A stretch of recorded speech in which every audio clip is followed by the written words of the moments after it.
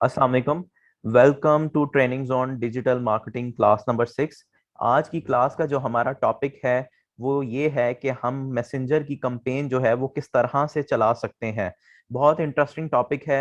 Last topic में हमने ये देखा कि हम अपने कंपैटिटर का एनालिसिस किस तरह से कर सकते हैं। जो लास्ट की वीडियोस हैं वो बहुत मजे की हैं, बहुत इंटरेस्टिंग है, बहुत इंफॉर्मेशन उसमें मौजूद है।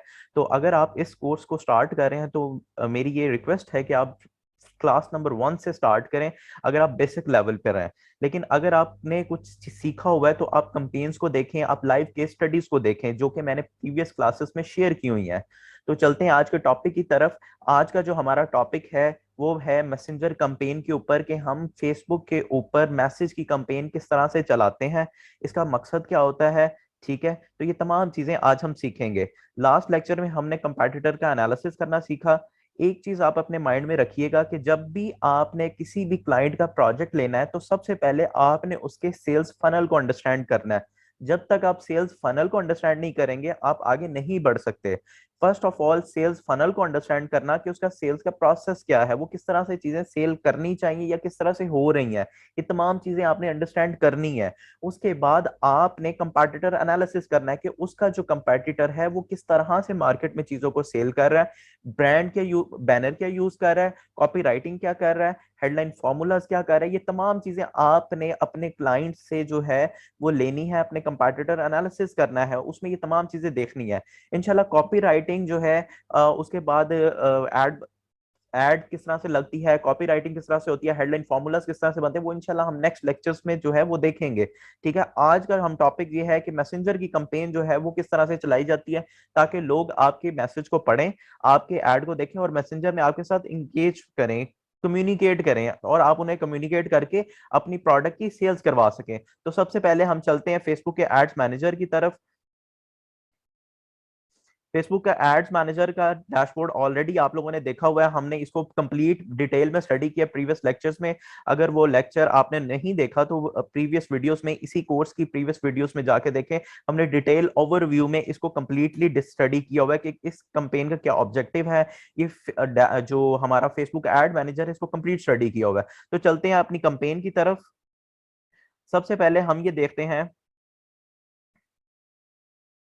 कि हमने ये तमाम चीजें ऑलरेडी डिटेल में डिस्कस की हुई हैं। अब हमने मैसेज की कंपेन जो है वो चलानी है, तो कंसिडरेशन में हम मैसेज को सिलेक्ट करेंगे एंड देन कंटिन्यू। तो हमारी कंपेन का जो पोर्टल है जिसके ऊपर हमने तमाम डिटेल्स ऐड करनी है वो हमारे पास ओपन हो जाएगा। ठीक है, इंफॉर्मेशन यही रहने दें। उसके बाद हम यहाँ सर जाते हैं, अपने बजट के ऑप्टिमाइजेशन को सिलेक्ट करते हैं। उसके बाद बजट सिलेक्ट करते हैं कि पर डे हमने बजट कितना देना है। यहाँ पर आप लाइफ टाइम का बजट भी दे सकते हैं कि जब तक हमारी एड चले उसके ऊपर बजट कितना होना चाहिए। ठीक है, ये डेली का बजट भी आप सेट कर सकते हैं।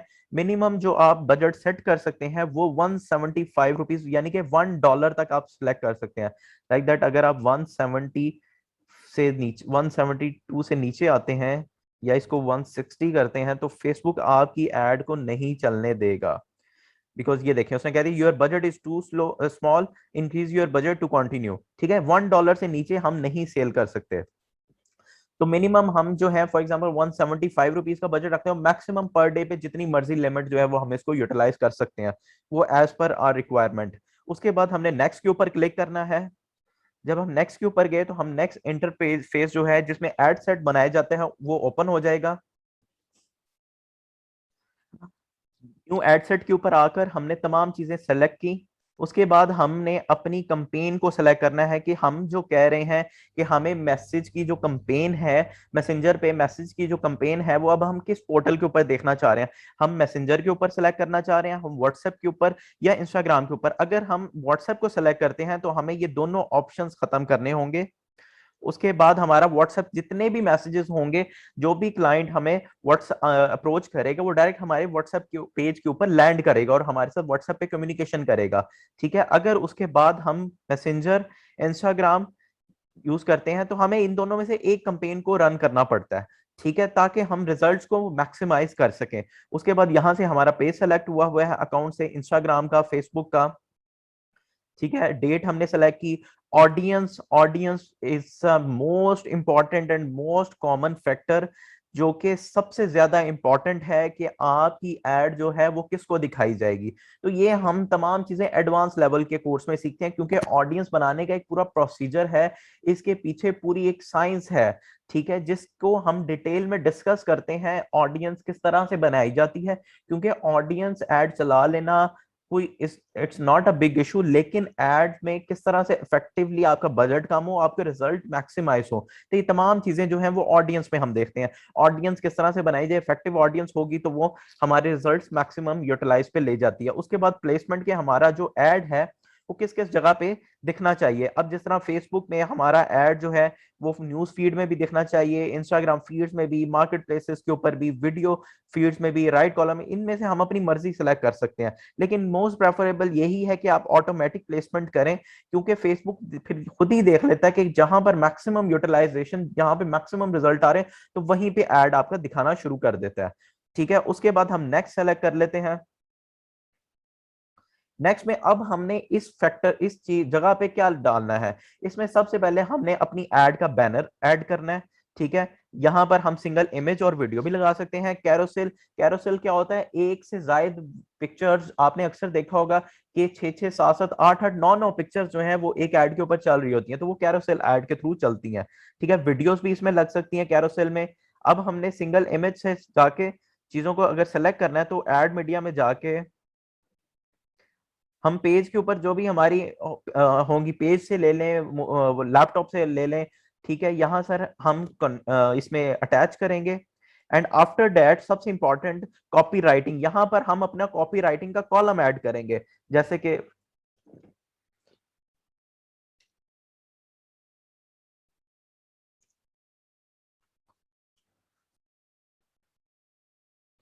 यहाँ पे हमारा ऐड है और ये उसके ऊपर जो हमारा कॉपी राइटिंग शो होना शुरू हो गई है। ठीक है, यहाँ पर इमेज आ जाएगा तो ये हमारा जो कॉपी राइटिंग है ये ऊपर चली जाएगी। उसके बाद हेडलाइन में चैट विद अस की बजाय हम कोई अट्रैक्टिव चीज के फ्रीलांसिंग विद डिजिटल मार्केटिंग,